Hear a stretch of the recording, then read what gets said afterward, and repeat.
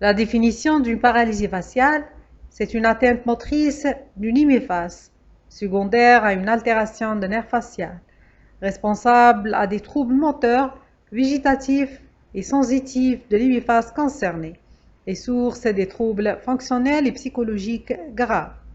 Cette atteinte, elles peuvent être siégées soit au niveau des noyaux d'origine, responsables d'une paralysie faciale d'origine centrale, soit au niveau du tronc nerveux ou bien les racines de nerfs, c'est la paralysie faciale périphérique.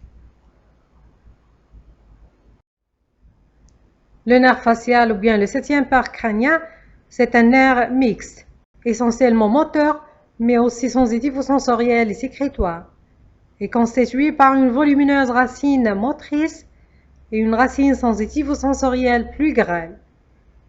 Premièrement, l'origine. On a trois origines principaux, qui sont les fibres brachiomotrices issues du noyau facial, les noyaux brachiosensitifs, c'est le noyau gustatif, les noyaux brachio-végétatifs, c'est le noyau lacrymonasal et salivaire supérieur.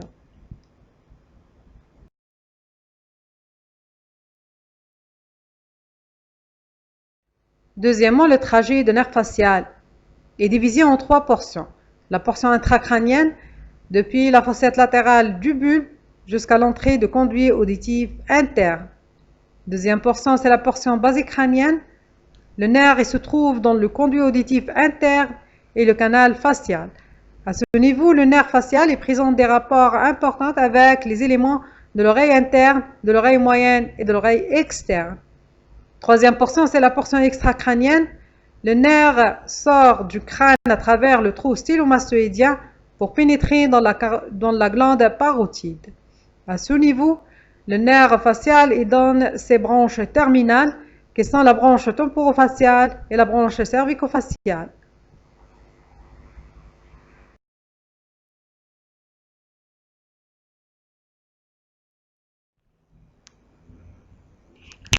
Sur le plan physiologique, le nerf facial est responsable de 4 fonctions. Premièrement, la fonction motrice concerne surtout les muscles poussiers de la face et du cou, le muscle de l'étrier et les muscles styloïdiens et des gastriques. Une fonction sensitive, c'est l'énervation sensitive de la zone de inférente. Fonction sensorielle, gustative des 2/3 antérieurs de l'hémilangue.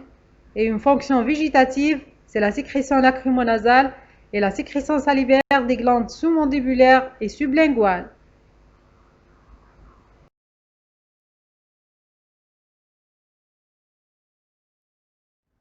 Le diagnostic positif d'une paralysie faciale périphérique, on va commencer par l'interrogatoire. On va interroger le patient sur la date et le mode de début, brutal ou bien progressif, les circonstances d'apparition, parce qu'après un syndrome grippal ou bien après un traumatisme, les antécédents médico-chirurgicaux tels qu'une intervention chirurgicale sur l'oreille, bien sûr la glande parotide, les signes fonctionnels comme une sensation de déviation latérale de la bouche, un hémiphase lourde ou bien des sensations d'engourdissement. On va chercher également les signes associés tels qu'une otalgie ou bien une sensation de goût métallique. L'examen clinique, on va commencer par l'examen de visage. L'inspection de visage se fait au repos et au mouvement. Au repos, il y avait une asymétrie entre les deux hémiphases et l'hémiphase paralysée, elle est lisse et flasque. On a également une attraction de nez et de la bouche vers le côté sain. Du côté paralysé, on observe un effacement des rides du front, élargissement de la fente palpébrale, abaissement de la paupière inférieure, effacement du pli nasogénien et chute de la commissure labiale.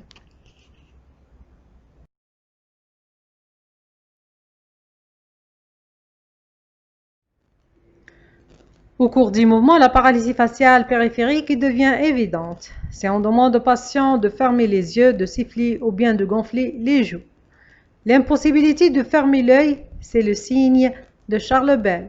C'est un signe pathognomonique d'une paralysie faciale périphérique. La parole peut être gênée par la déviation de la bouche et la mastication est perturbée. À l'examen clinique, on va rechercher également la présence des troubles des réflexes, tels que le réflexe cornéen, des troubles sensitifs et sensoriels, comme une agusie des 2/3 antérieurs de la langue, une hypoesthesie de la zone d'oreille saillante, une hyperacousie douloureuse, des troubles de sécrétion et vasomoteur, rougeur de l'hémiface et diminution de la sécrétion lacrymale ou bien salivaire. Le testing musculaire, on a deux tests. Le premier test est le test de Fraisse qui permet d'évaluer la paralysie faciale immédiatement afin d'évaluer le degré de l'atteinte et à distance pour évaluer la récupération. Explore les 10 groupes musculaires du visage dont la motricité est cotée de 0 à 3 avec représentation sur un schéma et calcul de score total sur 30. Les résultats: une paralysie faciale légère, le score est entre 20 et 30, moyenne entre 10 et 20, sévère entre 0 et 10, une paralysie faciale périphérique totale, le score est égal à 0.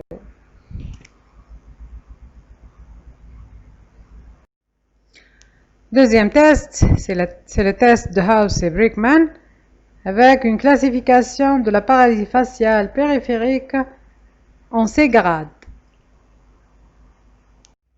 Après l'examen de visage, on va faire un examen ORL complet. On commence par une inspection de la zone d'oreille saillante à la recherche d'une éruption qui est en faveur du zona auriculaire.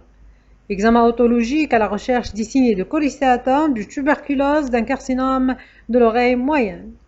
La palpation cervicale haute à la sortie de nerfs au niveau de trostylomastoïdienne et parotidienne. La cométrie à la recherche d'une surdité associée. Examen neurologique à la recherche d'une autre atteinte des autres percaniens et un examen général.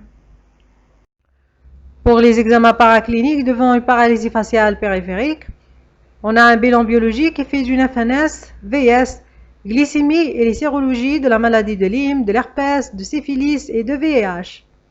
Un bilan topographique qui permet de préciser le siège de l'atteinte de nerf facial.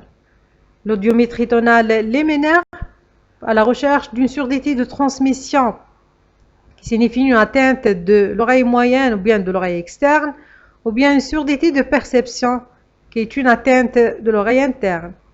Un examen vestibulaire dans le même but.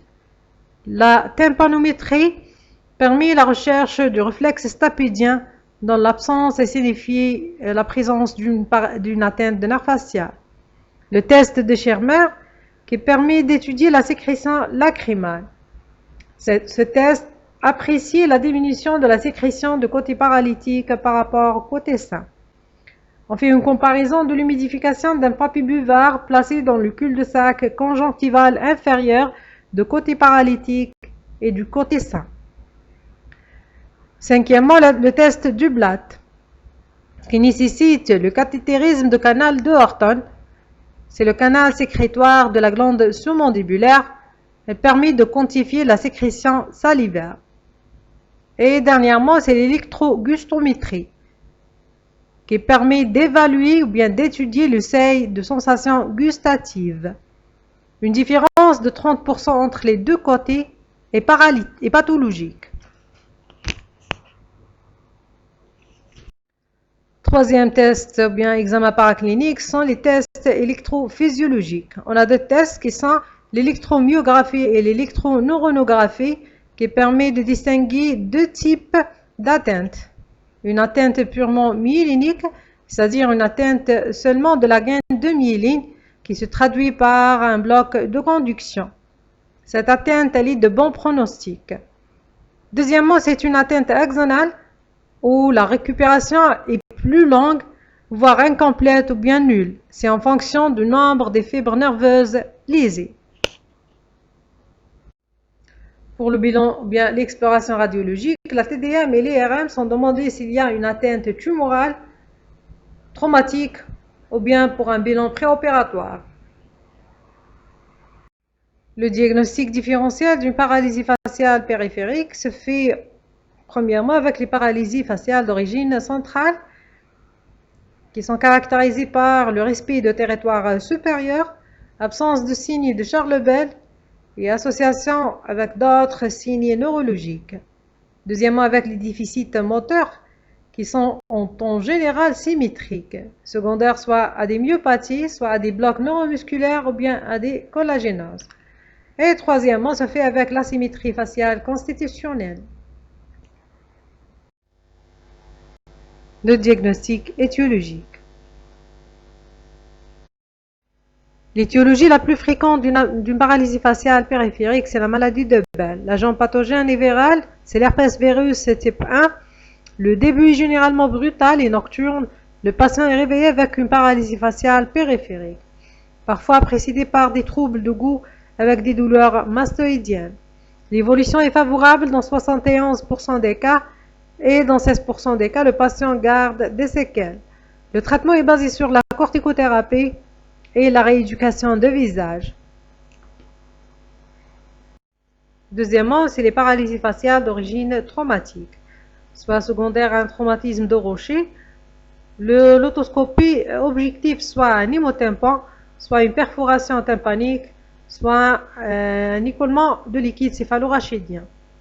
L'audiométrie tonale liminaire est nécessaire pour détecter un trauma labyrinthique, c'est-à-dire à la recherche d'une surdité de perception. Le bilan radiologique est important et basé sur la TDM. Le traitement en cas d'une paralysie faciale périphérique incomplète ou bien retardée, le traitement est basé sur la corticothérapie et les vasodilatateurs. Si la paralysie faciale est complète et immédiate, c'est l'exploration chirurgicale. Deuxième type de traumatisme, c'est les traumatismes pénétrants au niveau de la loge parotidienne. Troisièmement, c'est les paralysies faciales iatrogènes. La plus fréquente, c'est après la chirurgie de cholestéatome ou bien après la chirurgie stapédien et également après une chirurgie des tumeurs parotidiennes. Troisièmement, c'est les paralysies faciales d'origine infectieuse. Premièrement, les paralysies faciales post-otitiques, soit après une otite moyenne aiguë ou bien automastoïdite. La paralysie faciale périphérique est le plus souvent d'installation précoce et elle est de bon pronostic. Deuxièmement, les otites moyennes chroniques. Ici, la paralysie faciale est provoquée par le processus inflammatoire, souvent déclenché par le cholestéatome, qui peut entraîner également une dénudation du canal facial. Troisièmement, les otites tuberculeuses, elle est rare mais elle est de mauvais pronostic. Quatrièmement, les otites externes malignes, dont le pronostic également elle est mauvais. Les paralysies faciales d'origine virale, on a le zona de ganglion géniculé. Généralement, est précédée par une éruption vésiculeuse au niveau de la zone de Ramsay-Hunt. Elle est parfois associée avec une atteinte des autres paires crâniens, surtout le tien paire crânien. Le traitement est basé sur la corticothérapie et les antiviraux. On a d'autres virus responsables d'une paralysie faciale périphérique, tels l'amanivirus, le cytomégalovirus, la rougeole, rubéole, l'orion, l'hépatite B, la grippe et après une vaccination antirabique. Toujours dans les paralysies faciales périphériques d'origine infectieuse, on a les paralysies faciales d'origine bactérienne. La maladie de Lyme qui est due à un spirocate transmis par les tiques. Le diagnostic est confirmé par la notion de séjour dans une zone d'endémie avec notion de piqûre de tique. Se manifeste par un érythème migrant quelques semaines auparavant. Le traitement est basé sur l'antibiothérapie et elle est de bon pronostic. D'autres pathologies bactériennes, on a la neurobrucellose, le lèpre et la fièvre typhoïde. Parmi les pathologies bénignes d'une paralysie faciale d'origine tumorale, on a le neurinome de l'acoustique. C'est une pathologie rare, se manifeste par une paralysie faciale, parfois associée avec des signes otologiques, par effet de masse ou bien par compression sur le 8e paire crânien. La TDM est de diagnostic et IRM le confirme. Le traitement est basé sur la surveillance. Si la paralysie faciale périphérique qui devient complète, on a recours à la chirurgie. D'autres lésions bénignes, on a l'adénome de l'oreille moyenne et le neurinome de l'acoustique. La paralysie ici, la paralysie faciale périphérique est secondaire à un effet de masse ou bien une compression. Les tumeurs malignes, on a les cancers, soit les cancers parotidiens ou bien les carcinomes épidermoïdes du conduit auditif externe ou bien de l'oreille moyenne. Forme particulière des paralysies faciales périphériques. Premièrement, diplégie faciale, c'est-à-dire c'est l'existence d'une paralysie faciale périphérique bilatérale. L'étiologie la plus fréquente, c'est le syndrome de Guillain-Barré. Chez le nouveau-né, la paralysie faciale périphérique est diagnostiquée au cours des pleurs. L'étiologie la plus fréquente, c'est les traumatismes obstétricaux. Régresse en général en quelques jours ou bien quelques semaines. Chez l'enfant, l'étiologie la plus fréquente, c'est les formes post-otitiques et virales. On peut trouver également une paralysie faciale périphérique chez la femme enceinte, généralement au 3e trimestre ou bien en postpartum précoce. On doit craindre un risque de toxémie gravidique. Généralement, le pronostic est favorable.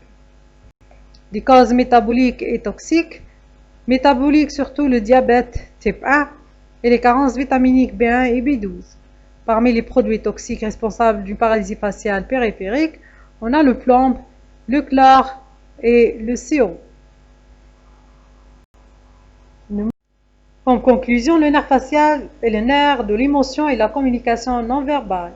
Elle pose essentiellement un problème de diagnostic étiologique, car c'est la paralysie faciale périphérique à rigueur et l'étiologie la plus fréquente.